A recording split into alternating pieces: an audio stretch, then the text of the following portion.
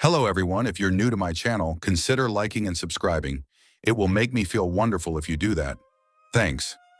By the way, I also have another Naruto and Luffy fanfiction channel. If you are interested, link is in the description. Rebuilding the Ship by Ori-Himeru. The captain, the first mate, and the navigator. The three pillars of any seaworthy vessel. However, after a tragic event at sea, these three were given another chance at adventure, friendship, and fulfilling their dreams.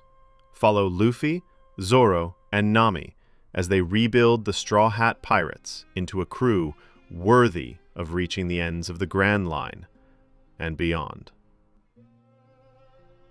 Brian Mackenzie, Warlord. Zach Travis, Warlord. Garrick Russell, Warlord. Ben Brownlee, Warlord. King Nemo, Warlord. Tristan Ward, Warlord. KSG PL4YZ, Warlord. Adios. After witnessing the tower's collapse, the townsfolk instantly burst into cheers as they were suddenly overwhelmed with emotions. At first, they were simply happy at the sight of their tormentor's defeat.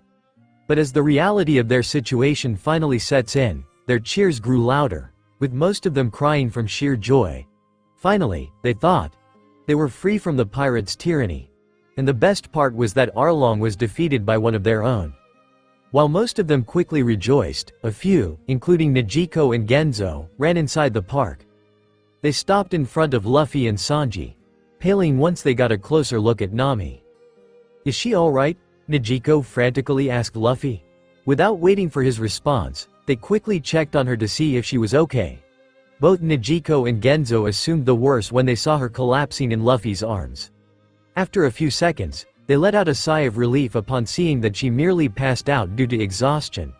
The local doctor then lays her down on a clean sheet of fabric on the ground before quickly cleaning and bandaging her wounds. Sanji lights up a cigarette as he took a glance at the pile of rubble in the courtyard. After all that crap, you kinda understand why Nami-san would be tired. These fish bastards hit like a bitch. Once the feeling of worry evaporates from Nejico, she became overwhelmed by the sense of relief once realization dawned on her. She sits down on the ground, leaning on her shaking arms while looking in the same direction as the chef. "All our lives, we've been afraid of the fishmen. I just couldn't believe that someone out there is strong enough to even try to go against them. Least of all, my sister. Yeah, Nami and Neki was really amazing. Even Johnny and I struggled with the other fishmen. We can only imagine what it took to beat the highest bounty head in East Blue," Yosaku says with Johnny nodding in the background. "I saw it with my own eyes, and even I couldn't believe it," Genzo added. "Belmir's daughters grew up to be strong. It might be cheesy to think of, but they both carried their mother's will all these years. While Nejico might not have the same physical strength as Nami, both their resilience was awe-inspiring." For Genzo, he was just glad that he got to see the island freed from the fishmen's reign in his lifetime. It was then when a villager ran through the crowd, the panicked look on his face instantly halting their celebration. The man then ran inside the park, stopping in front of Genzo before taking deep breaths to gather himself. The crowd immediately looked at him, wondering what happened. Gen-san first saw a marine ship on the port. This causes everyone to tense, their joyful mood from earlier turning sour as they shared worried looks. They recalled that a marine captain working for Arlong went here to try taking Nami's treasure. Was this his reinforcements? Will they have to deal with the marines as well? A few moments later, a platoon led by a weird-looking marine with ponytails appears on the horizon, walking through the streets. The villagers outside the park took a few steps back to make way for the marines, allowing them to enter the courtyard. Once inside, their leader raises their hand to his side, ordering his men to stop. "I am Commodore Purin. I'd like to ask who's in charge of this village." Genzo slowly walks towards the Commodore with a practiced impassive look on his face. He tries his hardest to hide his rigid posture to avoid agitating the Marines, just in case. That would be me. I'm Kokoyashi Village's sheriff. The Commodore rubs his chin while observing Genzo. I see. I was called here by the survivors of Gosa Village. They requested aid against the Arlong pirates. Or at least, a rescue. We got delayed because a company of Marines told us that they were on it. When there was no reply, we assumed the worst. He then turns to the collapsed building to his side. But regardless, it seems as though we were late, and the issue has been solved. Yeah, we kicked the fishmen's ass. The Commodore turns to the rubber man before raising his eyebrow in curiosity. Oh, and who might you be? Are you a bounty hunter? Nope. Pirates. The villagers were surprised at the straw-hatted boy's confidence. It seems that he wasn't afraid to tell the Marines that fact. That, or it was a stupid slip-up by him. Even Sanji was confused about this. The Marines, however, immediately stiffen. They instinctively reach out to the swords strapped to their waists. Despite that, the Commodore simply maintained his stare. And your crew defeated the Arlong pirates? He asks, earning a nod from Luffy. It was then when Nijiko stomped her way towards the Marine commander. Don't you fucking dare arrest these people. They did your jobs for you, while you useless assholes. We became desperate enough to rely on pirates because you couldn't do anything about Arlong for years. Genzo immediately rounded on Nijiko to try and stop her from doing anything rash. Nijiko, stop this, he says while grabbing the woman's waist and arms. The Commodore remained quiet for a while. The sheer anger on the woman's voice surprised him. Silence enveloped the courtyard. Both the villagers and the Marines were unsure of what to do. While they kept quiet, most of the locals echoed Nijiko's sentiments. Especially with what happened when a Marine officer showed up earlier, they can definitely understand her anger. It took a while before one of the Commodore's men awkwardly approached him. Commodore, what are your orders? Should we arrest these people? He asks, motioning towards the boy with the straw hat. He simply shakes his head, which confused the soldier. No, that won't be necessary. Just focus on the Arlong pirates. They were the reason why we were called, after all. But sir, one of the Marines protested. Let me repeat myself. That won't be necessary. The Commodore repeated his orders, earning a gasp of shock from the soldiers and some townsfolk. He then turns to his men, giving them a leveled stare. While these people claim to be pirates, we can't just arrest them for that. They actually did us a favor by making our jobs easier. And besides, he eyes the crowd for a brief moment before continuing. They seem to like these pirates if I'm reading things right. The villagers were just as surprised as his soldiers. After seeing someone like Nezumi, the townsfolk thought that the reason why the Marines weren't helping them was not just because of Arlong's power causing them to hesitate to attack the fishmen, but because he was bribing them as well. Perhaps not everyone is as corrupt as that bastard. A few seconds later, a single Marine soldier came running towards the platoon. He stopped in front of the Commodore before giving him a salute. Commodore, the extraction of Captain Nezumi, as well as his men, is complete. Also, we found one of the fishmen on a nearby road. We brought him in just in case. Immediately, Genzo began talking to remove any suspicion directed towards Nami's friends. Ah yeah. A Marine captain was attacked by Arlong and his crew if I heard it correctly. Genzo thought about telling them of the captain's corrupt acts. But without hard evidence, they would ignore their accusations. Or worse, the captain might get back at the villagers if he finds out that they attempted to tattle. The sheriff sighs in relief when he notices that the Commodore seemed to take in what he said without question.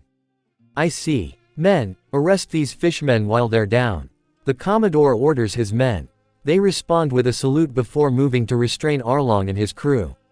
He then turns to the orange-haired woman on the ground, taken aback by her battered state. What happened to this woman? Oh, she's my friend. She's the one who kicked Arlong's ass. The Commodore winced after hearing that. It was no wonder why she's bloodied and bruised like this. He only heard rumors regarding a fishman's strength. But from what he's been told, fighting one is never a good idea. Ah, I see. It was the Kamada took a few minutes, but the Marines managed to restrain every single one of the fishmen. This might be an indirect result of the fight between pirates, but regardless, I'd like to thank you for helping us deal with these people. Should a Marine be saying thanks to a bunch of pirates? Sanji asked. That thought sounded strange to him. considering those factions are practically at each other's throats. The Commodore shrugs off his question. That might be, but I'm not concerned with what you are. You may be pirates, but you saved a lot of people. However, be warned.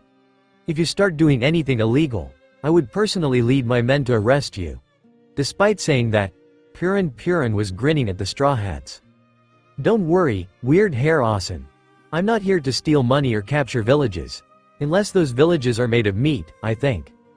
The Commodore simply shakes his head at Luffy's words before ordering his men to return to their ship along with the prisoners. Moments later, the Marines left the area, leaving the villagers and the Straw Hats in silence. Irritated at how boring the atmosphere has become, Luffy clapped his hands loudly. What's wrong with you guys? Didn't Nami just free your village? Why aren't you celebrating? The villagers looked at Luffy weirdly as they kept quiet, even after he practically demanded that they start celebrating. Then they started chuckling at the straw-hatted boy's antics before erupting into full-blown laughter seconds later. Hopefully, their happiness won't be interrupted this time. Nami stirred in her sleep before gently blinking her eyes open. Slowly lifting her head to look around, she finds herself in the familiar infirmary of Kokoyashi, if the white walls and the sterile-looking room she's in were any indications. Carefully, Nami took a few of tries to sit up due to the stiffness of her body, holding her head to stifle the dull headache as she did. Damn it, everything hurts. As if on cue, the local doctor exits from one of the back rooms. Upon seeing her wake up, he quickly walks up to her bedside. Oh, you've woken up. How are you feeling? She recognized the man as Old Man Neko, a very experienced doctor here in Kokoyashi. Like my joints are made of concrete. Everything's stiff and aching. Looking through the window, she sees that it was already nighttime.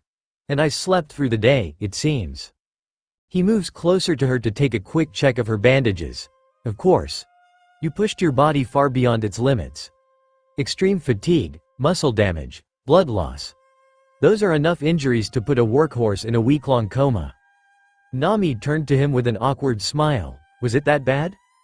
Neko nods. It was. I'm actually surprised that you woke up earlier than expected. If it were any other person, it would take a few days for them to recover. Though, I shouldn't expect someone that can defeat Arlong as normal. Oh come on, Neko-san. It's not like I did it all alone. Oh, speaking of which, how are Luffy and the others? Luffy. Ah, you mean the rubber boy and your friends? They're fine. Though, that long-nosed kid was admitted here at the same time as you. But he recovered relatively quick once he heard that there was a celebration being planned. Hearing this made Nami giggle. That's classic Usopp, alright. I hope they didn't do anything while I was out. Well, the pirate hunter began sleeping after a few drinks. The man with the curly brow began talking with all the girls. I remember Genzo glaring at him while he flirted with Najiko. The doctor recalls with boisterous laughter as Nami joined in. Oh, what about the rubber boy? He flicks his head to the side, motioning Nami to turn in that direction. She smiled when she saw Luffy sitting on a chair in the corner of the room with his head resting on the wall. He must have fallen asleep while waiting for her to wake up. Her heart became warm when she remembers the time she discovered what Luffy did to bring her to safety when she got sick. He must have been worried for her safety even though he was confident in her abilities. Luffy treated them as his family, even going as far as claiming responsibility and fault for his crewmates' decisions. Honestly, she was extremely grateful and fortunate that she got someone like him for a captain. Nami slowly moves to the bedside in an attempt to get out of bed, causing the doctor to try and stop her by softly pushing her shoulders back into the mattress. Wait, Nami. You need to give your body time to recover. She gently brushes him off as she continued moving out of the bed. I'll be fine, Neko-san. Besides, it's been a while since I visited Belmere. I need to tell her the good news. I see. The doctor relents, removing his hands off of her. Genzo and Najiko are already there if I remember it correctly.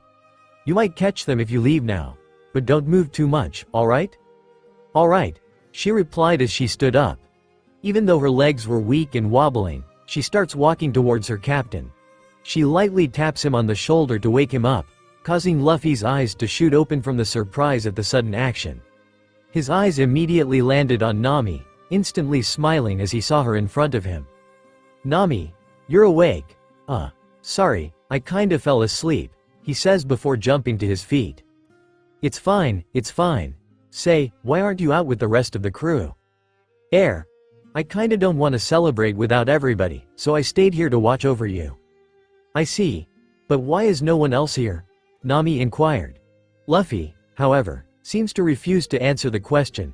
She raised an eyebrow at him as his actions made her suspicious. Nami was sure that the crew would stay with Luffy if they knew that he planned on keeping an eye on her, unless… You didn't tell them, did you? When Nami saw Luffy averting from her gaze, she knew she was right. Sighing, she softly pats her captain on his head. Why are you such a complicated fool? I felt guilty, you know. I knew you could beat Arlong, but I wasn't really sure how you'd recover. I didn't tell them because they really want to start partying.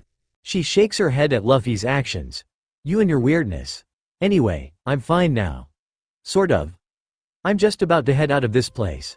I'm sure you want to go out there and eat as much as you like. At the mention of food, his eyes start twinkling, and his mouth started salivating. While Luffy was concerned about Nami's well-being, battling fishmen and waiting for her to wake up made him quite hungry.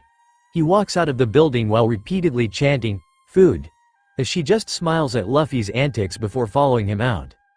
When Nami got outside, she sees that the streets were strangely empty. She guessed that they must be holding the festivities somewhere far from the hospital, for which she was grateful.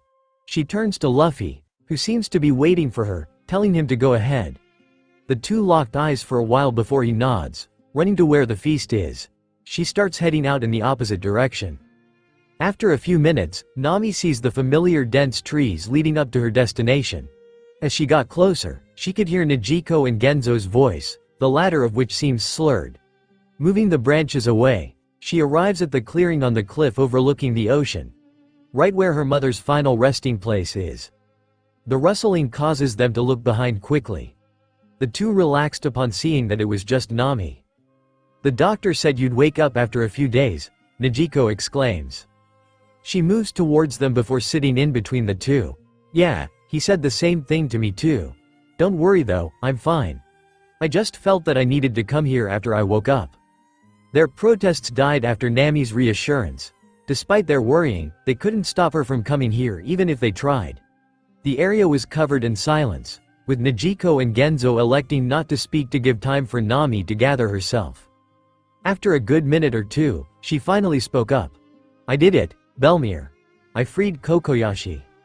The orange-haired sobbing as she poured her heart out. She might have brushed it off earlier, but the feelings were just overwhelming. The emotions she was holding back since returning came crashing down all at once. From her failures during her previous life to the incredible joy she felt once she went back in time. Seeing her friends and loved ones again and hearing Arlong's taunts that hit quite close to home almost broke her. She finally vented it all out. Nezuko started rubbing her back to try and comfort her. And despite his drunken state, Genzo's presence was reassuring. Of course, all those things were said inside her head. For those who were watching, it just seems that Nami was offering a silent prayer as she talked with her departed mother. After a while, Nami calmed down as she began rambling about other things. The entire island is celebrating. It seems that everybody really wanted this. Of course. The past 8 years have been rough for everyone. You know, there were children born during the fishmen's reign that never knew what it's like before Arlong. This is the first time they'll experience life without some boogeyman hovering behind them. Genzo added. You know what's unfortunate, though? I'm the only one with a tattoo now. Nezuko says with a hint of joking disappointment, gladly shifting the topic into something more humorous. Nami flashes her sister a thumbs up accompanied by a smile. Don't worry, Nezuko. I just had an idea for a good replacement. It better be a damn good one. Nezuko replied, which made Nami and Genzo laugh. The area returned to its quiet peace from earlier as they simply enjoyed each other's presence. The sound of cicadas and some distant cheering echoing throughout the night. Nami closes her eyes as she took a deep breath before opening it again, locking her eyes on Belmere's grave. Hey, Mom. I'm gonna be a pirate. I want to sail through the Grand Line and make a map of the world. Come to think of it, Nami never really declared her true dreams to Belmere in her previous life. This was the first time she was honest with her mother about her desire. While Najiko was alright with it, Genzo still didn't like the idea that Nami wanted to be an outlaw. The thought of bounty pirates, marines, and other unwanted individuals chasing after her really bothered the sheriff. But considering who her crewmates are, the thought that she will be in good company eased his mind. If Belmere was here and she said no, would you obey her? She turns to Genzo with her tongue sticking out as she playfully winked at him. No way. There was still a buzz in the air in the days following the fall of Arlong Park. The citizens of the island were so into their emotional high that the celebrations lasted for a while. Unsurprisingly, the Straw Hats were the guests of honor during the festivities. They tried leaving the day after Arlong's defeat, but the villagers insisted that they stay for a while, adding that staying on the island for a few days would allow Nami to recover properly. Currently, Sanji and Zoro were carrying supplies to the Going Merry with the help of the bounty hunting duo. The townsfolk were generous enough to provide them with about 4 weeks' worth of rations. Well, too, considering who were the guys on board. It was the day of their departure, so the port was filled with people either trying to see them off or giving them various items. Oi Moss Head. Are you sure you're allowed to do some heavy lifting? Your injuries from Mahawk still haven't fully recovered yet? This causes the swordsman to stare at him weirdly, chuckling as he did so. While the chef irritated him a lot, he cannot deny that the concern he was showing was nostalgic and, loath as he is to admit it, a bit heartwarming. I've been resting since we got you from that restaurant, so I'll be fine. Thanks for the concern. And oh, by the way. Hey, what's that? You're still a shitty cook. After hearing this, Sanji rounded on Zoro, his eyebrows knit as he glared at the swordsman. You saying something, Moss Head? You know what, screw you. That's the last time I'm gonna be worried for you. The swordsman laughed heartily before turning to Johnny and Yosaku. How about you two? What are your plans, now that Arlong's been defeated? I guess we'll stay here in Kokoyashi. We kinda like it here, Johnny replied. Besides, they're treating us really well. Nami Ineki's place does need a bit more security. And Nijiko Ineki needs help with the tangerines. Yosaku added. This earned a raised eyebrow from Zoro. You're calling her Ineki now? Yeah, because she's our big sis now, the bounty hunting duo replied at the same time. From the corner of their eyes, they saw Luffy and Usopp walking side by side. They seemed to be carrying some stuff. Unlike the ones on their hands, the two are bringing what looks to be supplies used for crafting and maintenance. Good thing, too. If they're going to sail for a long time, they should have the proper equipment to maintain their ship. Oi Usopp, where's Nami-san? Aren't we about to leave? Yeah, she told us to go right ahead. She'll be here. Usopp says as they caught up with Zoro and Sanji. You better be sure she'll be here. She's the only reason I joined you, idiots. The only reason we let you join was to be our cook. Personally, I would have chosen someone less like you. The swordsman joked, which causes the chef to glare at him once again while shouting a few profanities. Usopp, Luffy, and the bounty hunting pair just laugh at their banter. This lasted until the four of them reached the Going Merry. After a few minutes have passed, Nami was still nowhere in sight. Despite that, Luffy orders his crew to prepare to set sail. Their attention was grabbed when they spot a group of people heading towards the port through the street. In front were Nami, her sister, and that weird sheriff guy who, as Luffy noted, no longer has that pinwheel on his head. In the navigator's hand was a bag filled with her personal belongings. Nakan. Bring this jacket with you in case you land somewhere cold. Also, don't forget to sleep whenever you have the chance. Rest is a luxury when in the open seas, you know.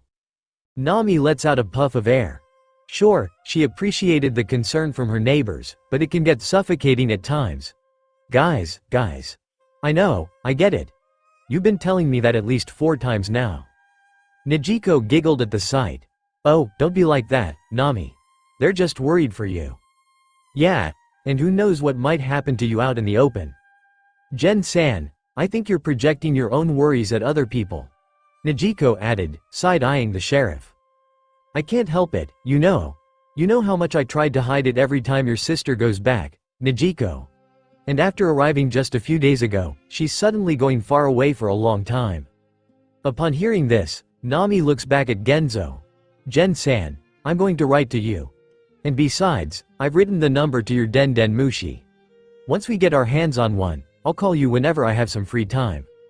You better, was the sheriff's only reply, as tears slowly started forming in the corner of his eyes. As Nami and the crowd accompanying her got closer to the ship, the rest of the Straw Hats started forming up on the ship's end of the gangplank. The townsfolk stopped just in front of the port. They expected the orange-haired girl to continue on her way but were surprised when she stopped in her tracks, causing them to share worried and confused looks. Without warning, Nami drops her bag before turning around and tightly wrapping her arms around Genzo and Nijiko. The sudden action causes the two to stiffen in surprise before slowly relaxing in Nami's arms. I'm really happy that I got to see you two before I leave East Blue. I'm going to miss you two so much, she whispered to Nijiko and Genzo, her trembling voice filled with emotion. The two returned her embrace, moving their faces closer to her.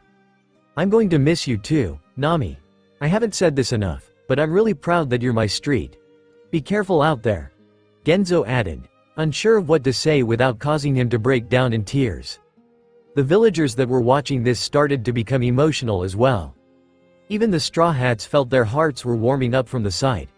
The bounty hunting duo, meanwhile, was simply bawling at this point. They moved away from each other before Nami picks up her bag off the ground, continuing her way to the ship. Once she's on board, Usopp pulls the plank back onto the deck as Zoro raised the anchor. With the help of Johnny and Yosaku untying the boat from the port, the ship began moving. As the Going Merry sailed away from Kokoyashi, Nami waved her hands to bid the people seeing her off farewell. Thank you, everyone, I'm gonna be off. Take care, Nami and Eki. Don't worry, we'll keep your sister safe. Take care, Nakan. Stay safe in your journey. The villagers replied to her en masse. Nami continued shouting her farewells at the villagers when she suddenly remembered something. Oh yeah, Gen-san. I forgot to show you something, she says before pulling a wallet from her back pocket. The sheriff looked closer, and as recognition dawned upon him, he began shouting at the girl. Oi, you rotten thief! Get back here! This causes the people on the port to burst into laughter. Nami winks at the sheriff, which slightly infuriates him further. Don't worry, Gen-san. Check your pockets. Your money and other stuff are in there. Genzo started shuffling around, feeling his pockets for his belongings. He sighs in relief once he confirms that his stuff was, indeed, still there. Just for good measure, he starts feeling his waist to check if his belt is still on. You never know with that woman. With everything secured, he looks back at the retreating ship. As he did, he saw Nami pulling something from his wallet. He wondered if it was something embarrassing that he might have left there, the thought of it making him shiver. He was then confused when she pulls out an unfamiliar photo from his wallet. He notices Nijiko using a pair of binoculars to see what it was, immediately turning to her once he heard her gasp. Nijiko, what? The sheriff was interrupted when Nijiko pushed the binoculars to his chest. Gently taking it, he puts it in front of his eyes to see what Nami has on her hand. That's a picture of our family when we were young. Nijiko started crying after seeing the picture. The image of their mother, together with their younger, more innocent versions of themselves, made her heart beat faster. She quickly moves closer towards the edge of the port as she shouted at Nami. Nami, after you make your map, make sure to get back here, you hear me? You bet, I will. Take care, Nijiko. You too, Gen-san, Nami shouted back. Genzo slowly lowered the binoculars before wiping off the tears from his eyes. That woman really is one big heaping pile of trouble. Yeah, but she's our big heaping pile of trouble. Nijiko replies. You know, her new tattoo really fits her very well. Is that why you're not wearing the pinwheel on your hat? The sheriff chuckles softly. Of course, it doesn't have any use now, after all. But it's not really gone, you know, it just transferred places. Nijiko simply smiles, her eyes trained on the retreating ship. As the Going Merry slowly moved away from the island, the sound of the villagers grew softer, but no matter how faint it's become, the message behind it was unmistakable. Come back soon. Chapter 11, The Lighthouse to Their Dreams. A day has passed since the Straw Hats left Kokoyashi. The Going Merry, currently traveling to their next destination, managed to catch a relatively strong breeze that cut their total travel time to a day and a half. During their planning, the crew decided to travel to Loguetown. Usopp and Sanji thought it would be a simple resupply stop before embarking on a long journey. But when Nami told them of the island's significance as the Pirate King's place of birth and death, coupled with Luffy's insistence that visiting the island before entering the Grand Line from East Blue is a pirate's tradition, they slowly became excited.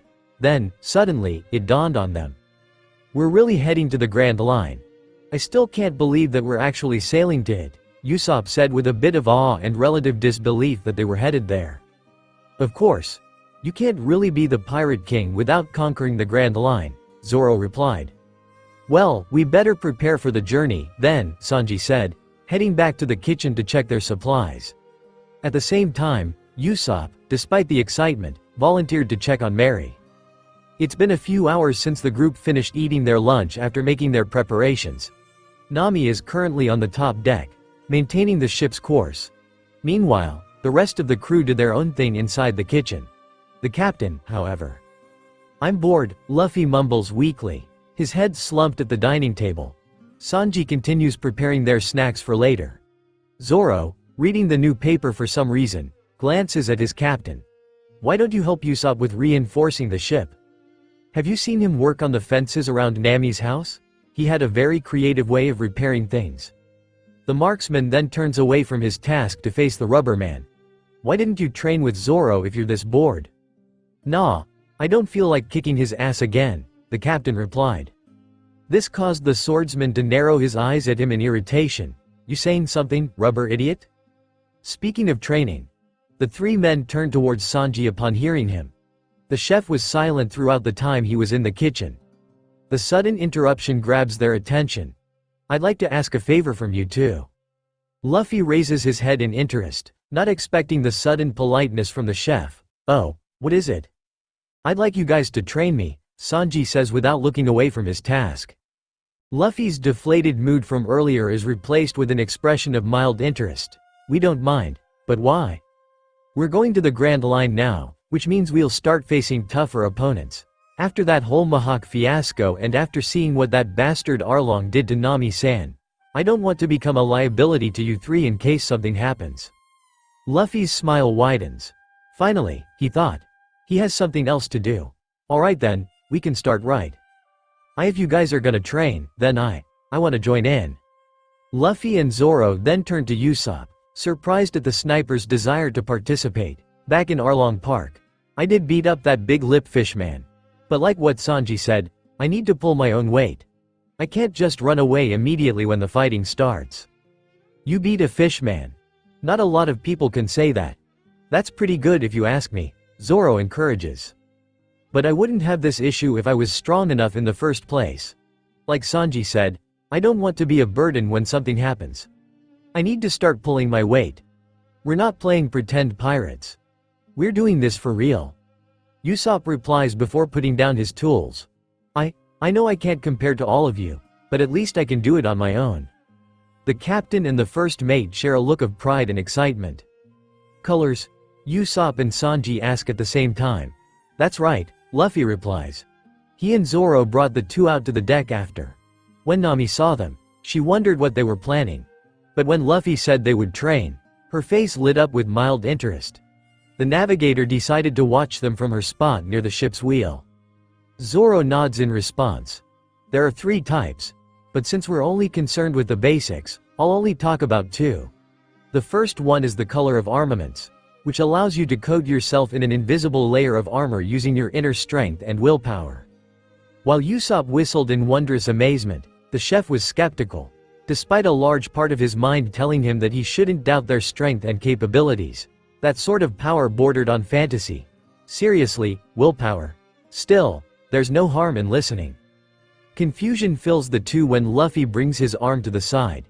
But they started worrying when they saw Zoro pulling one of his swords out and lifting it above Luffy's arm. Oi Zoro, you're not gonna do what I think you're about to do, right? The long-nosed boy mutters in his trembling voice. Sanji remains silent. If these two are going to such lengths to demonstrate it, maybe there's something else to it. The swordsman ignores Usopp as he swings his sword down on Luffy's arm. Usopp couldn't look away in time while Sanji kept his eyes on the sword. They were shocked when, instead of hearing metal tear through flesh and bone, It sounded like a clash between two weapons. Sanji was stunned, more so than Usopp. Seeing this power, the ability to use your will, and the thought of learning to harness it filled him with excitement. That's not even the best part. Sanji and Usopp became more curious. They were surprised when the color of Luffy's arm turned metallic black as it gleamed under the sunlight. You can concentrate your color of armaments to harden anything. It's much stronger and more resilient than I showed you earlier. Pretty cool, right? That's so cool, was only Usopp's response. Sanji, however, remained silent. Now, the next thing is called the color of observation. Nami chose to interrupt their training this time while keeping her hands on the wheel, causing everyone to turn to her.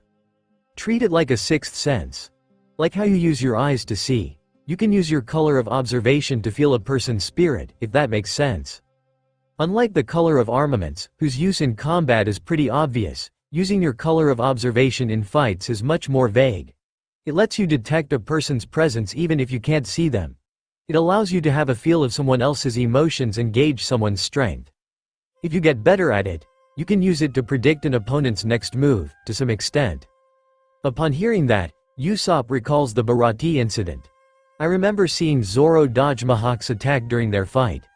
It was too fast to see clearly, so I thought that he just did that on instinct. Yeah, and if I remember correctly, Nami-san dodged those water bullets that weird-ass fish man shot her with, Sanji adds. Well, they're both using the advanced techniques, Luffy says, causing them to raise their eyebrows in a mixture of curiosity and confusion. Zoro decided to answer for him. Those things we told you were the basics. And the hardening Luffy showed you guys was a slightly more advanced use of his color of armament. People who have mastered their color of armaments can project it out of their bodies. They can use it to deflect or repel an attack. And even damage something or someone from the inside. Whoa! Even Sanji was amazed after hearing that. And what about the advanced use of observation? People who have mastered their color of observation can more precisely feel a person's inner thoughts. And a few rare individuals can use it to get a tiny glimpse into the future. Sanji looks at Nami with awe and admiration in his eyes. Nami-san, is that how you somehow know how to predict the weather? Nami nods, although Sanji can see that from her reaction, it isn't the entire truth. Yes, and no, although, it does help. I can feel what the wind speed, temperature, and pressure are and what they will become. But how I interpret it and experience. I can't predict the weather with complete certainty. I see, wait, you three can do all those things. Usopp shouts in surprise. Nami shakes her head. No, not really. In my case, I just recently learned how to control my color of armaments. It didn't come to me as easily as my color of observation. And that's what you two should keep in mind, Zoro added. Everyone has an affinity to one of the two, making one type much easier to learn. For Nami, it was easier to master her observation. But I had a hard time learning it. I sooner learned how to harden my weapons than sensing someone's aura. Also, remember that these powers will largely depend on your physical and mental conditioning. In my case, even if I sense someone attacking me, my ability to respond to my senses will still come down to how fast I react, Nami adds. I see, Usopp nods as he absorbs everything they say. So Zoro's better at armaments, and Nami's better at observation. So what's Luffy good at? Zoro pulls Luffy's cheeks, annoying the rubber man. This special bastard is good at all three types, the lucky idiot. Of course I'm special. I'm gonna be the Pirate King, Luffy exclaims. Though, it was hard to understand with the swordsman pulling on his cheek. 3. There's another one? Sanji asks. Oh yeah. The third one. It's called the color of the Supreme King. Only one in a few million people has that. Essentially, it's the ability to exert and physically manifest your willpower. Haven't you noticed? Some enemies we've faced during our journey seem to pass out suddenly. Nami responds. Now that she mentioned it, Usopp found it odd that most Marines that tried to take Nami's treasure seemingly fainted out of nowhere. He remembered an oppressive feeling overwhelming his mind, which shook him. But luckily, he was able to hold on. So that was you. Usopp says in awe. He wonders if he could learn something like that. He plans on becoming a brave warrior of the sea, after all. And the color of the Supreme King sounds cool. Although, unbeknownst to him, he wasn't the only one thinking about that power. To rein in the conversation, Zoro interrupts Usopp's musing. So, yeah. Those are the basics. Are you guys ready? I'm going to warn you, though. It's going to be difficult, exhausting, and most of all, fucking frustrating. Usopp and Sanji shared a look of determination. After hearing about those powers, they were excited to learn them. Let's get started, they both shout at the same time. When Zoro said that their training would be exhausting, he wasn't kidding. And fucking frustrating is an understatement, they barely made any progress at all. Add the fact that their muscles were hurting almost everywhere. And to top it all off, their training methods were downright strange. The trying to dodge his scabbards while blindfolded? That's just absurd. Thankfully, Luffy and Nami reassured them that it's normal to have no visible progress on the first try. Hockey is a difficult thing to learn, after all, so it's not a lost cause. If anything, their training will at least help their physical prowess. Usopp is lying on his bed. It's been an hour or two since their training had finished, so he had some time to recover. Still, he was unused to the physical strain, so his body was stiff and aching. Well, I'm a pirate now. It's not a game anymore. If I want to get stronger, I must get used to this. He mumbles to himself. There will be times that he'll get hurt, he thought. There will be times when his body will give out due to exhaustion. But this was what he signed himself in. He joined this crew. And after seeing everyone's capabilities, he doesn't want to become a liability. He wants to justify to himself and his crewmates that he is useful. He was broken out of his musing when he heard someone knock on the door. Usopp, you busy? Oh, Nami. Come on in. He says while slowly sitting up from his bed. The navigator enters the room before closing the door behind her. Is something wrong? He asks. I'd like to ask you a favor. Remember my staff? She inquires, earning a nod from Usopp. Well, I kinda broke it back in Kokoyashi, and I was wondering if you could help me get a new one. Sure, I guess. Not that I mind, but can't you just buy one from a weapon shop or something? I can handle the purchasing, Nami says as she waves his worries off. I just have some ideas in mind for modifying it. You're the only one I know here that can do it. I'd be really grateful. She then puts her hands together with a pleading expression in an attempt to get her way. Well, I guess I can do it in my spare time. Just tell me what you need so that I can check the costs for. As soon as he said yes, her pleading look disappeared, replaced with a big smile and a wink as she moved back towards the door. That's great, I knew I could count on you. Thanks a bunch. Without waiting for Usopp's reply, she exits the room, gently closing the door as she leaves. He sighs at Nami's antics. When it comes to getting other people to do stuff for her, she has her way. Still, she asked for his help. What kind of friend would he be if he denied her request? And besides, he was thinking of being helpful. He may not be strong now, but he can at least do something like this. It isn't much, but it's a start. The crew finally spots Loguetown over the horizon on their 4th day in the sea. During their journey, they spent most of their time training and relaxing. Nami also told them how they would get into the Grand Line. While Usopp and Sanji have yet to make a breakthrough in either color of armament or observation, they were happy to note that their training significantly improved their stamina and strength. However, Nami found it odd that Luffy had not received his bounty. If she remembered correctly, he received his first bounty poster around this time. Considering that it made leaving Loguetown harder, this may be a much more desirable outcome. Although, her captain seemed to really mind not having a bounty. It took a few hours, but they managed to dock without problems. Upon seeing marine ships on the coast, they decided to dock at the cove on the other side of the island. The Marines may not recognize them, but a pirate flag is a pirate flag. And knowing who's in charge of this place, it'd be a pain to leave if they're not careful. After setting foot on the island, the Straw Hats began taking in the sights and sounds around them. Sanji and Usopp were amazed after seeing the bustling crowd, the foreign architecture, and the various stalls selling an extensive collection of items. Their sense of adventure fills them with excitement. However, Luffy, Zoro, and Nami felt happiness, nostalgia, and relief. Finally, they thought. They were making progress, and their journey could begin. Oi Luffy, where are you going? Usopp asked after noticing their captain walking away. Let him roam around. I'm sure he can handle himself, Zoro assured Usopp. I'm going to buy ingredients and supplies. Seems this place has some pretty exotic ones that I wanted to get my hands on. I'll start looking for materials for Nami's staff. Usopp pulls a piece of paper from his pocket. The navigator was generous enough to lend him some money for a favor she asked him to do without him needing to pay her back.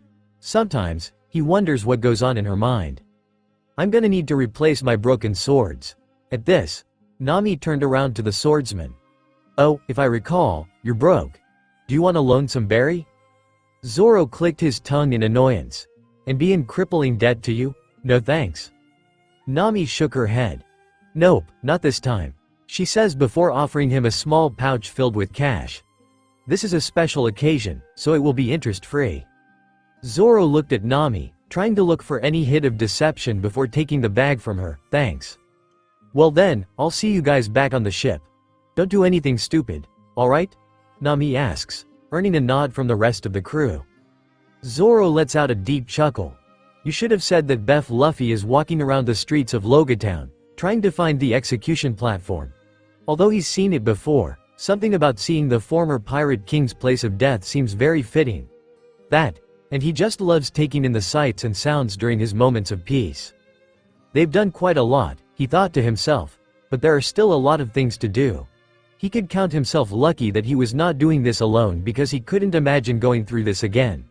Seeing the faces of his loved ones and not being able to share his troubles seemed daunting to him. But most importantly, he can do many things with the benefit of hindsight. This place really is the town of beginning.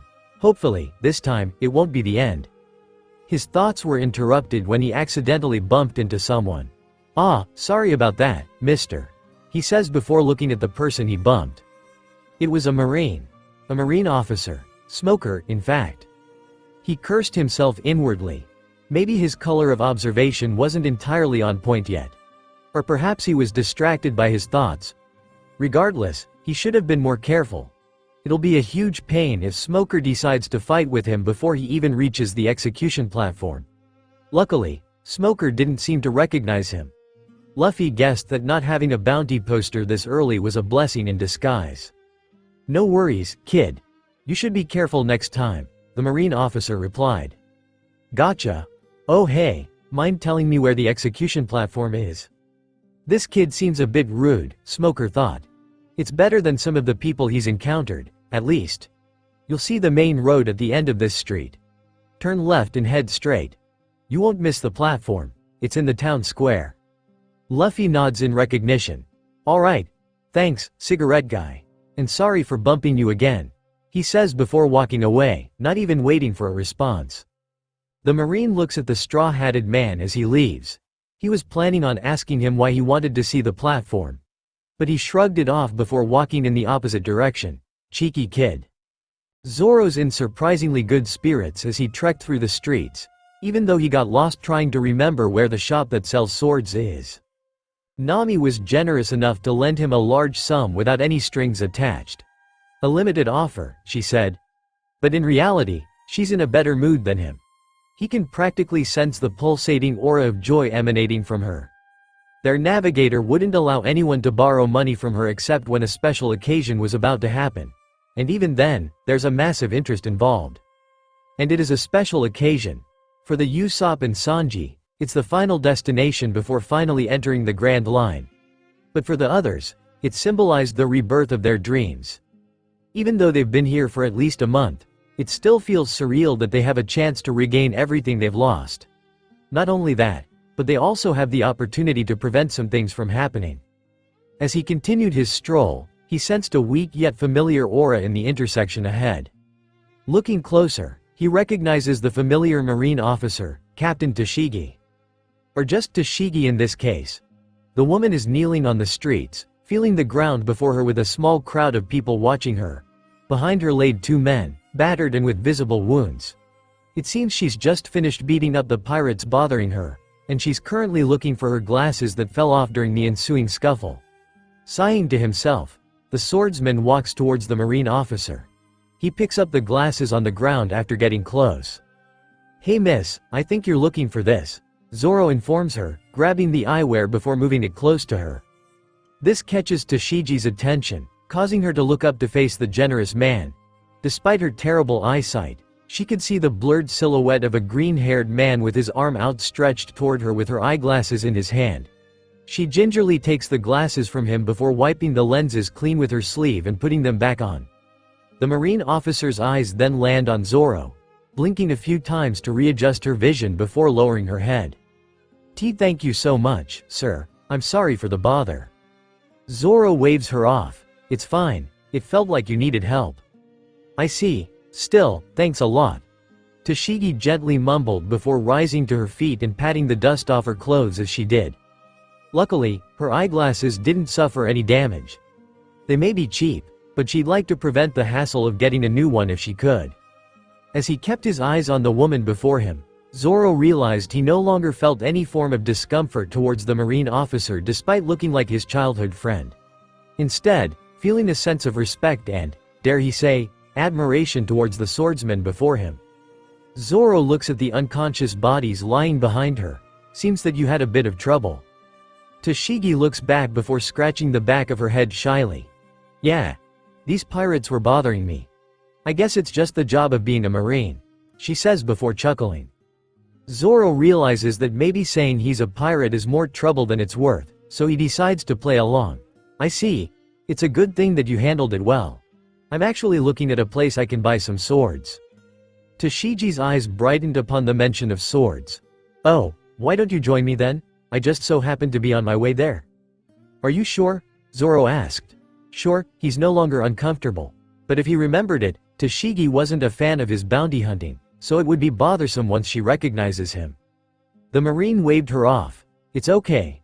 It's the least I could do for helping me find my glasses. God knows it would have taken me a while alone. Zoro sighs, relenting to Toshigi's offer. Alright then, I'll follow your lead. With a smile and a nod, Toshigi leads him to the weapons shop. He guessed it would be fine if she didn't recognize him. Why, you're the bounty hunter Zoro, the shopkeeper exclaimed. So much for that. Toshigi was caught off guard. Now that she had a good look at him, he did fit the description of the infamous swordsman. So you're the notorious and ruthless bounty hunter Roronoa Zoro? I can't believe I was fooled by how amicable you were. Toshigi said, her tone changing from kind and warm to wary and guarded. Oi, oi. Didn't I help you earlier, lady? And besides, I'm not a wanted criminal. In fact, you should be happy that I'm hunting criminals. Zoro retorted. The Marine didn't need to know that he was a pirate now. If she reacted this way, who knows what trouble she'll pull him to. And I'm tempted to seize your weapon here and now, she says, keeping her eye on the sword strapped to Zoro's sides before pulling a small notebook and flipping through the pages. I can't believe that you have Wado Ichimonji with you. One of the 21 grade blades. I can't believe someone like you is using this fine blade for something as low as making money. Zoro returns her glare, slightly irritated at the woman's accusations. And what, are you going to try and take it away from me? Hey, are you mad? The shopkeeper shouted at Toshigi, causing the two swordsmen to face him. You and your lot already drove many of my customers away, and you're planning on driving one of my most famous clients out, too.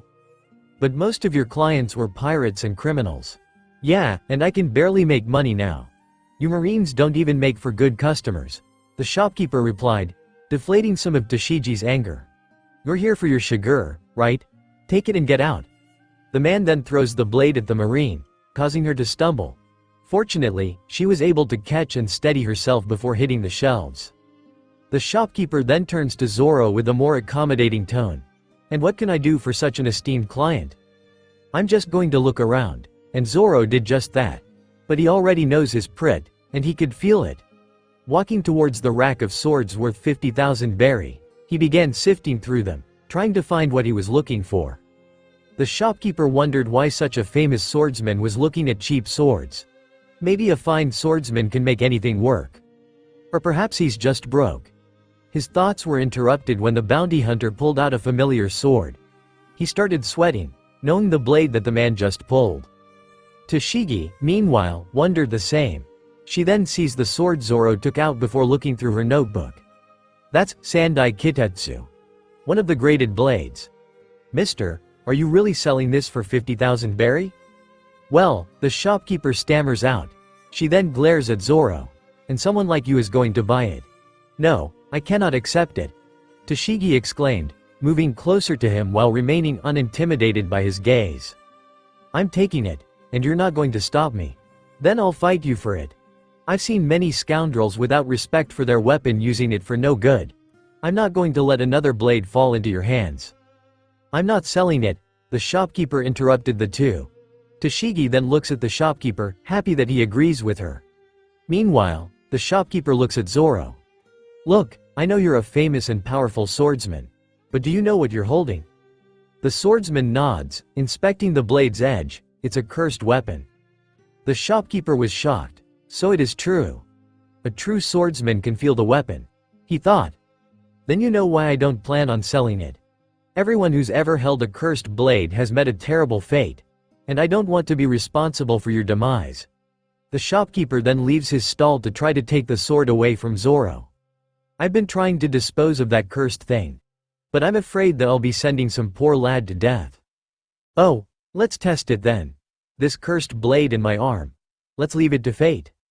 What are you? The shopkeeper started before seeing Zoro pull out Sandai Kitetsu, throw it into the air, and hold his arm out.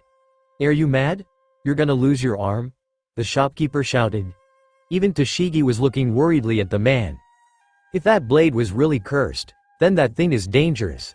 She covered her mouth, shocked and worried about what would happen. Meanwhile, Zoro knew that he was taking a significant risk. There's no telling whether fate would play out the same.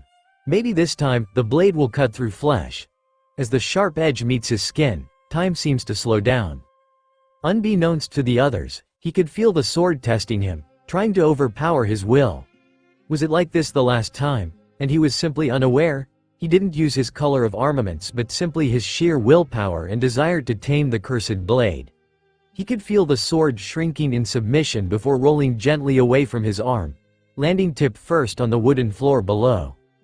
Zoro then picks up the sword and puts it back in its sheath. I like it. How much for this one? The shopkeeper was stunned. The room was silent before he ran to the back door. Meanwhile, Toshigi was speechless, still reeling from the event she witnessed. After a while, the shopkeeper returns with a sword in hand. He pulls it out of its scabbard before motioning to it. This has been in my family for generations. This is my best sword. How much for the two swords, then? The shopkeeper shakes his head. No need. You can take these two free of charge. It's been said that the sword chooses its owner. I won't lie to you. I thought the rumor of Roronoa Zoro's skill with the blade was a bit exaggerated. But after seeing it personally, I'd be honored if someone like you could use my swords. Thank you, Zoro says before strapping the blades to his waist. He then leaves the shop, satisfied with his new swords. Meanwhile, Toshigi recovered from her shock. She ran out of the shop to try and chase the bounty hunter. Wait. Zoro sighs irritatedly before stopping in his tracks to face the marine. Look, I don't want any trouble. It's so unfair, Toshigi said, her teeth clenched. This caught him off guard. He had never seen this side of Toshigi before, even throughout his adventures in the Grand Line. He waited for the woman to continue. How is it that people like you get to use these swords? If the man said was true, are you saying your sword chose you to do whatever you were doing? Zoro had no reply to that. He noticed a few people walking by, looking at them. He knows her motivations and why she acts this way. In all honesty, it kind of reminded him of his younger self. Headstrong, full of desire, but reckless. No wonder Mihawk didn't take him seriously during their first encounter. Maybe he could get through to her if he talked a bit.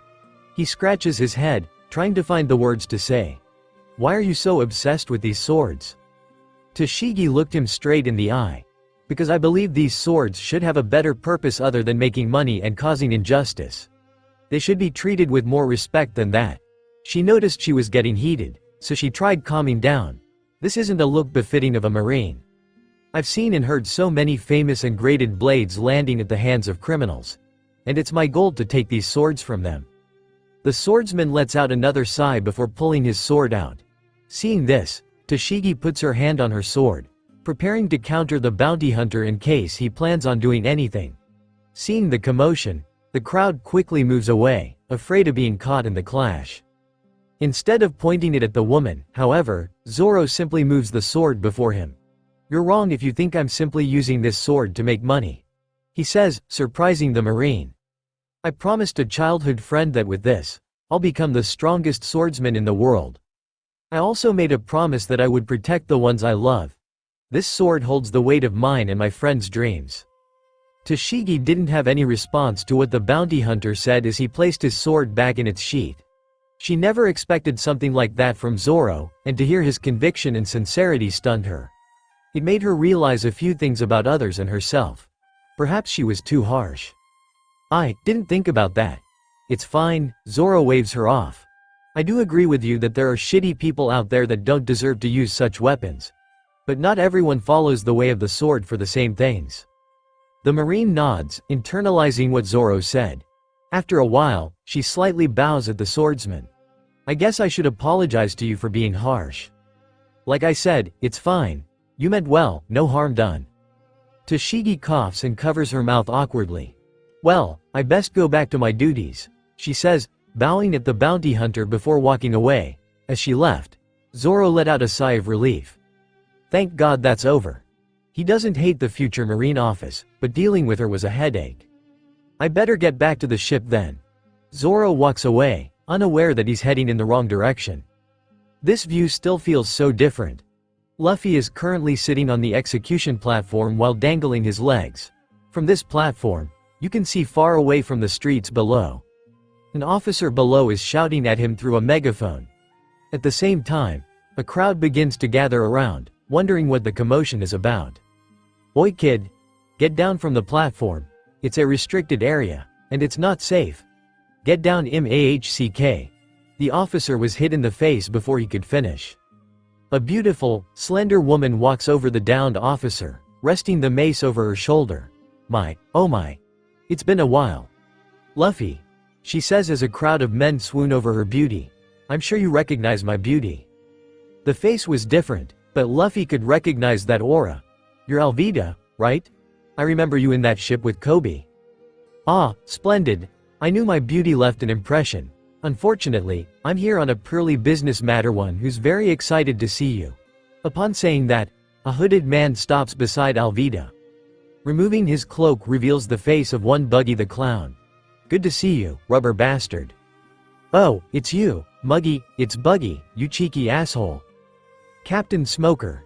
The worried Marine slams the door open to the steam bath. The officer glared at him for interrupting his free time. See Captain, what? You well. The officer takes his time to collect himself before continuing. There's a commotion in the town square. It seems that a group led by Buggy the Clown and Iron Mace Alvida are causing trouble. Wordlessly, Smoker stood up, walking past the Marine. Prepare the squadron to set up a perimeter around the square and set up gunners in position to take aim. We'll arrest every single one of them. Yes, sir, the Marine says with a salute before running away. I've never had a single pirate leave this town, and I don't plan on changing that. Smoker whispers to himself as he puts on his signature coat. As he leaves the Marine office, he comes across his assistant. Toshigi, where have you been? Sorry, Smoker, sir. I went to the weapon shop to pick up Shiger. Smoker then motions her to follow him. We need to go to the town square. Pirate are running amok. Alright. Toshigi simply says, her demeanor shifting from relaxed to a more serious one. Thank you, miss. Come again. Nami waved farewell at the shopkeeper before leaving. She looks at the stuff she bought and takes notes as she is leaving. Clothes, a set of log poses in case one breaks, some charts, a few bottles of ink, and some personal care items. She's all set, she thought. Walking around, she occasionally glances at the sky. The weather's changing. At this rate, it seems like it's going to be windy in about 5 minutes. A storm's probably coming in half an hour. After a while, on her way to the ship, she felt the wind start picking up when suddenly, a bright and powerful aura briefly flashed near the center of Loguetown before disappearing. Was this person here before? She asked herself.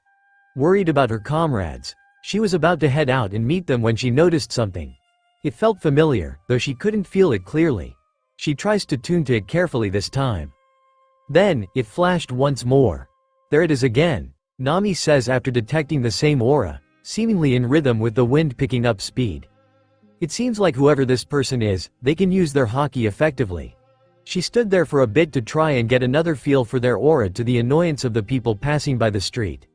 After scrutinizing the aura further, she shakes her head and starts giggling. "Here to see your son off. That's honestly kinda sweet," she whispers to herself. It made her think about Belmere and how she would react if Nami told her that she'd be a pirate. Maybe she'd convince her otherwise, or perhaps she'd fully support her decision. One thing's for sure. Her mother would be glad to see her finally see her happy and content. Ignoring the strange looks of the people weirded out by a woman talking to herself, Nami calmly heads back to the ship. It's Buggy the clown. People ran away from the town square upon seeing Buggy. However, some of the people in the crowd pull out their guns and reveal themselves to be pirates, which made those who were close enough to the platform stop moving. "Hold it right there, hand over all your stuff," one of the pirates shouts. As this was happening, Luffy just stood on the platform while looking at whatever was going on. Feeling something from behind, he deftly dodges. Kabaji, who was planning on restraining the straw-hatted man, misses entirely and plummets down to the ground below, face-planting right before Buggy. This irritated the clown. Luffy then sits on the platform, further annoying him. "You rubber bastard, this was supposed to be your execution." Luffy tilts his head. "Execution? For what? For annoying me the fuck out. That's what? I want to cut your bastard throat so bad." Buggy shouted, full of rage. The wind starts picking up speed as it begins to rain. "Ah, I was right for going after such a man," Alvida says, content in her judgment. "Whose side are you on?" This was Buggy's breaking point. He pulls out a sword and points it at Luffy, sitting from above. "That's it. Any last words, you smug prick?" "Nope. I don't plan on dying here. Not to you or anyone else." "What made you so sure about that?"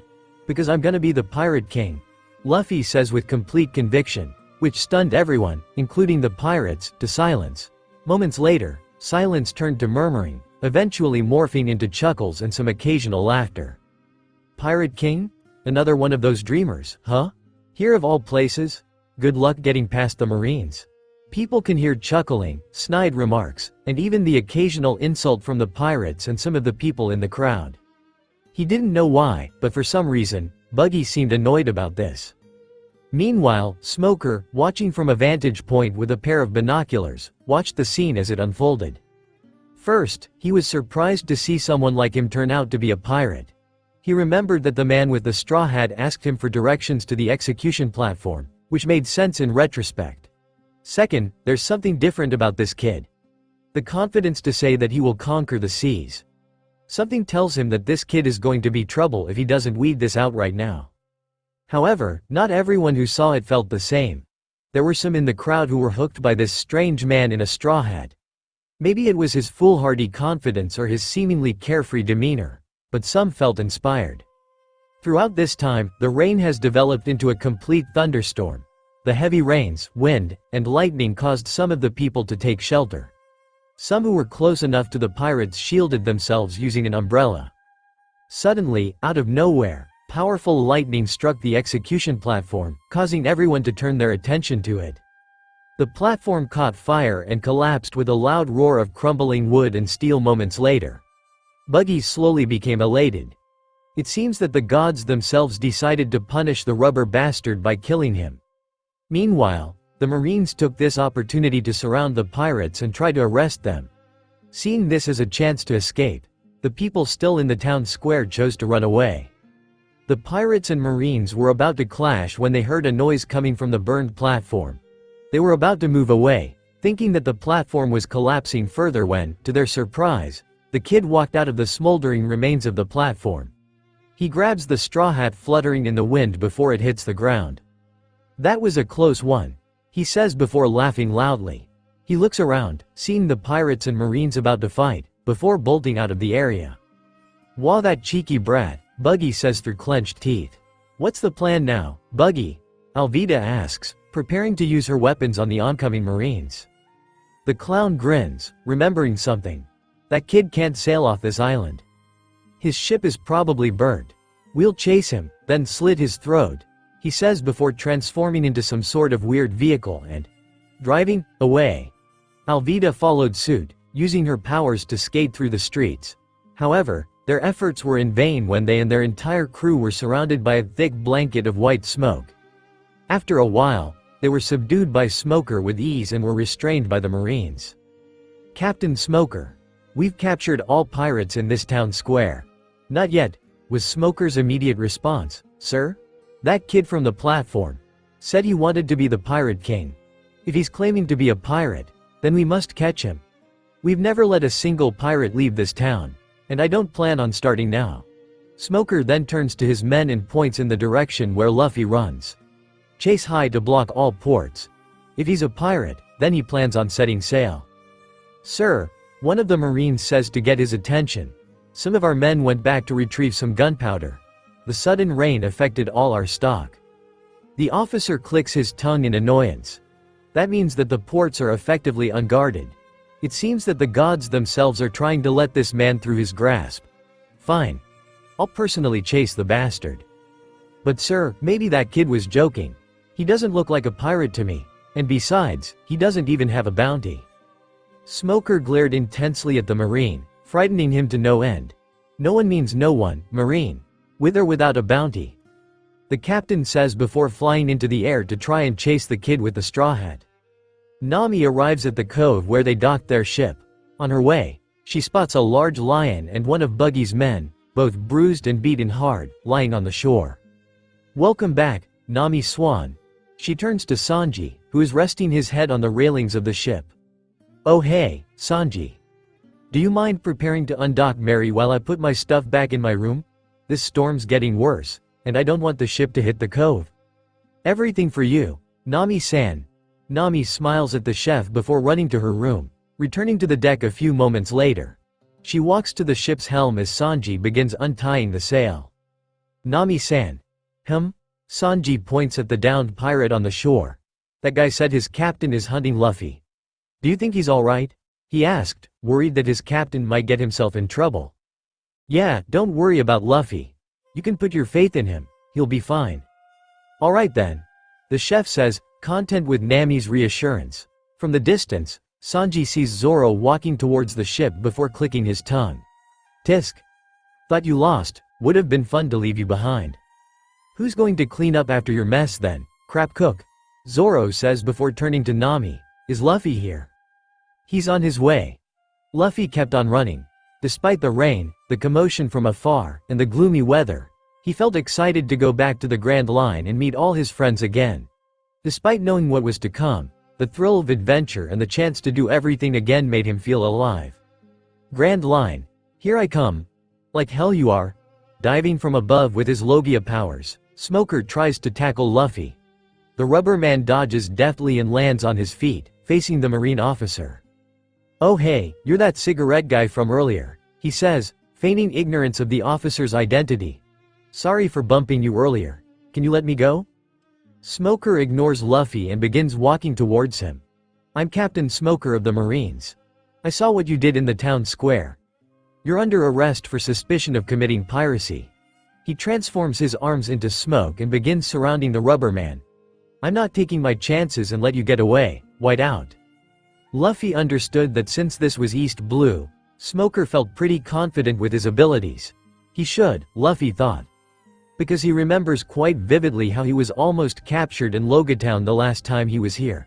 Practically speaking, Smoker is the strongest in East Blue right now.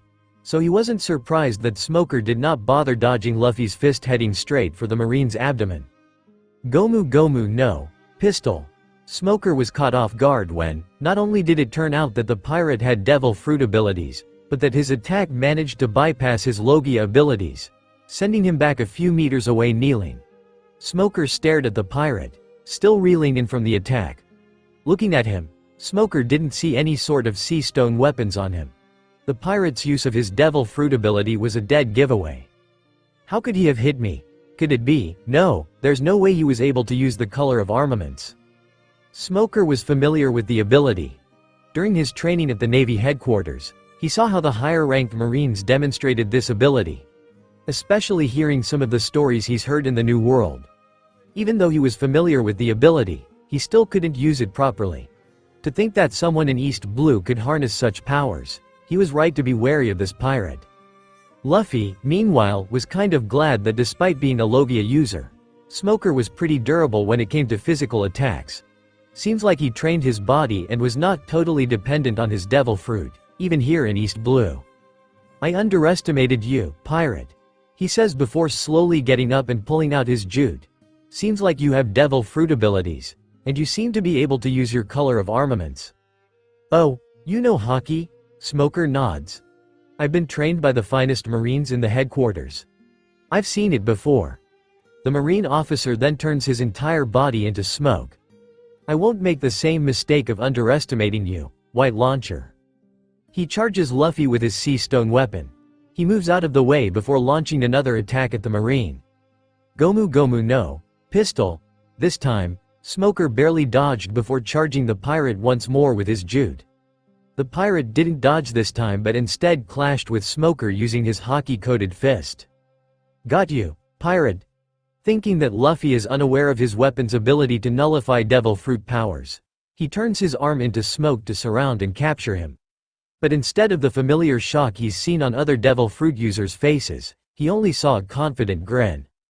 Sorry, but my friends are waiting for me. I can't afford to waste too much time here. What the? It was the only thing Smoker managed to say before Luffy clocked him in the face, sending the Marine crashing away. The training was paying off, he thought. It seems like even without his devil fruit, changing his training regimen was effective. Still, he needed to train his mind and body without the aid of his devil fruit if he wanted to return to form. However, his attention was caught by a hooded man standing on a rooftop. It seems like he's been watching the entire fight. As the lightning flashes in the sky above, the illuminated face of the man reveals it to be none other than his father, Monkey D. Dragon. He only saw his father a few times. Even then, it was through newspaper articles, even when he was in the New World. The two shared a look that conveyed 100 words. Despite not talking, their familial bond and the will of D they shared was something they understood. Luffy then nods before running back to the Mary. Dragon watches as his son's silhouette disappears through the intense rain. It seemed like his son knew how to use his color of armaments as he was watching the fight.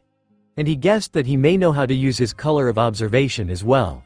Was this due to his grandfather training him, or was it something else? Nevertheless, it's not important. What matters is your ability and power to impose your will and vision on the world, he thought to himself. Spotting movement down the street, he sees the Marine that Luffy fought slowly getting up. Smoker massages his jaw. That straw hat bastard did a number on him. He didn't expect that not only would a pirate escape Loguetown, but he would also be beaten on the same day. I'm gonna get you, pirate. Smoker stands up before retrieving his fallen jute on the ground.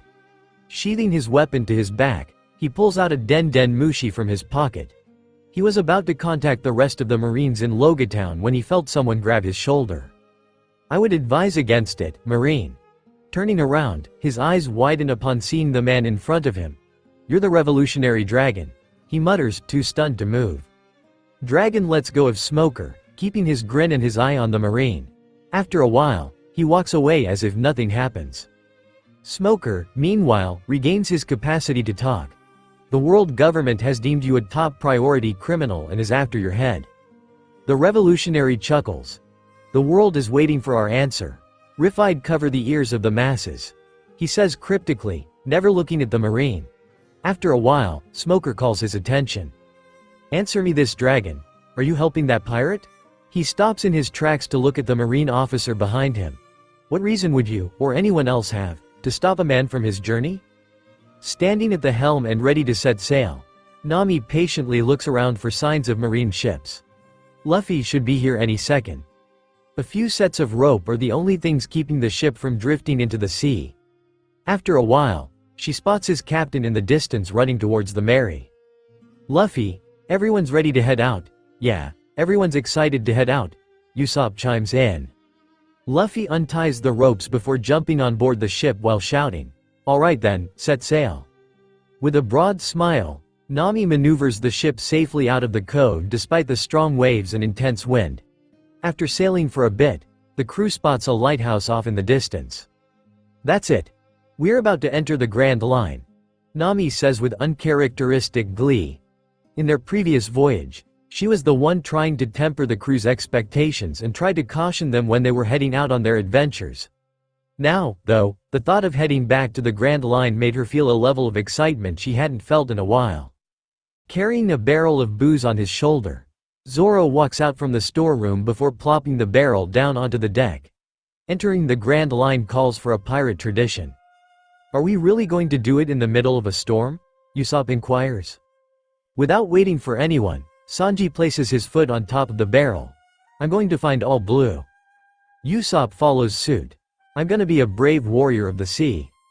Nami does the same. I'm going to draw a map of the world, and I'm going to guide the Pirate King to Laughtail, she says before briefly glancing at Luffy and Zoro.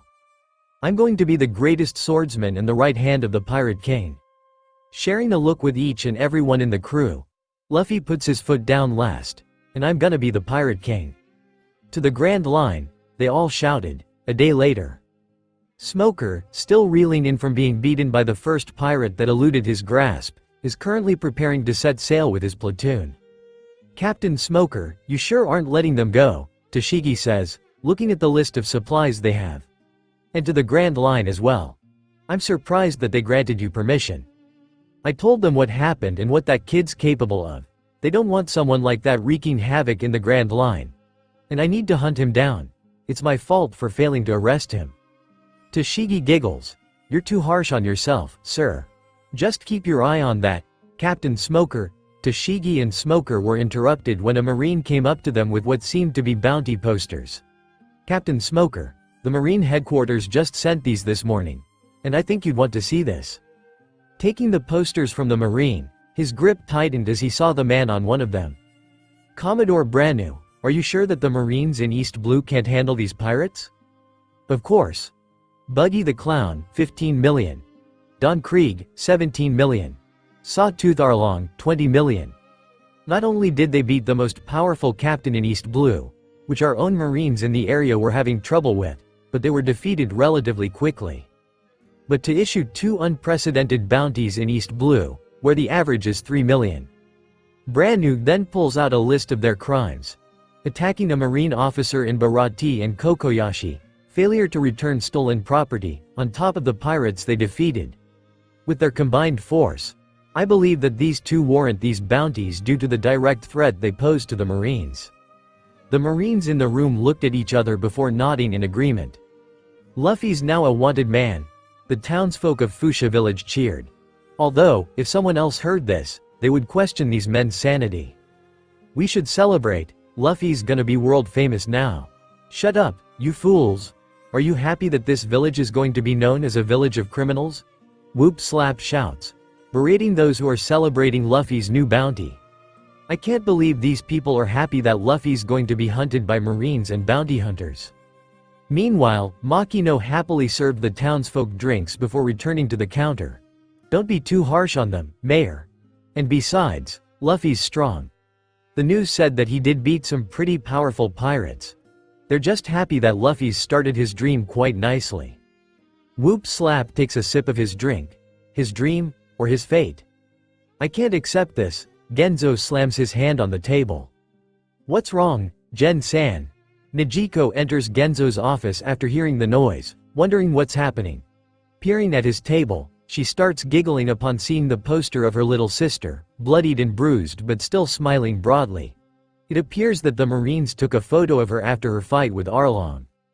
Oh my, it seems that Na-chan is going to be chased by a lot of men. Genzo then grabs the poster tightly before moving it closer to Nijiko. That's not the problem here, Nijiko. They used a crap picture for her poster. I mean, look at this. She looks horrible, he says before putting the poster down. It's not fitting for our little girl. I do have to say that she looks cool, though, she says before turning to Genzo with a sly grin. Why, do you prefer her in something more appropriate like, let's say, a swimsuit perhaps? No, Straw Hat Luffy.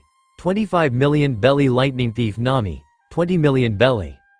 Smoker grips the posters tightly in frustration. So that kid has the highest bounty in East Blue, and I let him get away. The headquarters apologized for the delays. They were trying to sort through various information about Straw Hat Luffy and his crew because of conflicting reports. Wait, who's the woman in the poster? Tashigi asks, trying to lighten the mood. She's one of Straw Hat Luffy's crewmates. The Marine headquarters said they are working together. It was unexpected when the two highest bounties in East Blue were in the same crew. Tashigi looks at Smoker as the Marine officer lets out a sigh to ease his growing frustrations. Tashigi, order some more supplies. It seems like we're going to stay in the Grand Line for a long while.